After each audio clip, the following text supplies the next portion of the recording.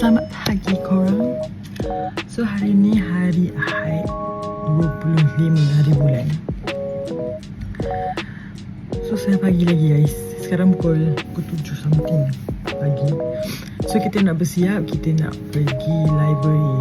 Kita pergi awal library sebab library selalu penuh kalau lagi lewat. So sekarang kita nak bersiap.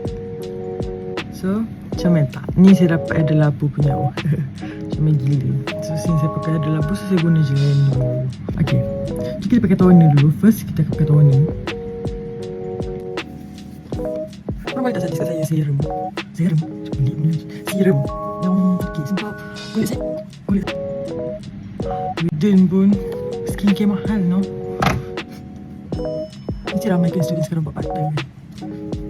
Sebab ya sekarang makanan pun mahal. Lepas tu nak beli grocery, biskut, nak beli 3-in-1 pun mahal. Betul tak? Sebab dia benda tu kan. Sebab tu ramai student jadi affiliate. Nak juga. Sebab saya jadi juga tapi cuma kita tak konsisten kan. Mana komen lah kita tak konsisten. So sekarang kami nak buat YouTube. Sebab tak tahu tengok. We trust the process. Sebab minat, so buat je. So kita ni mak saya beli tau. Tapi dia tak pakai, dia tak cakap ni tak boleh pakai Wardah. Kakak ambil lah.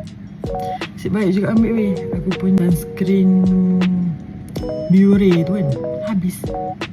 Dia warna kuning tu, habis. Dia cair sikit tu korang. Cair gila.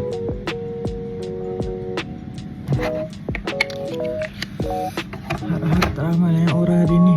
Jangan ramai. Sikit-sikit sudah lah orangnya.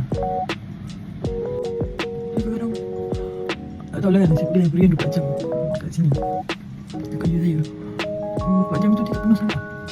Dia macam adalah cuak-cuak kosong macam tu. Okay, awas tu dia balik. So dia, we never know about that.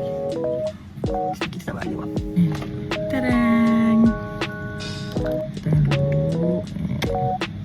Nak pakai banyak pun cari. So kita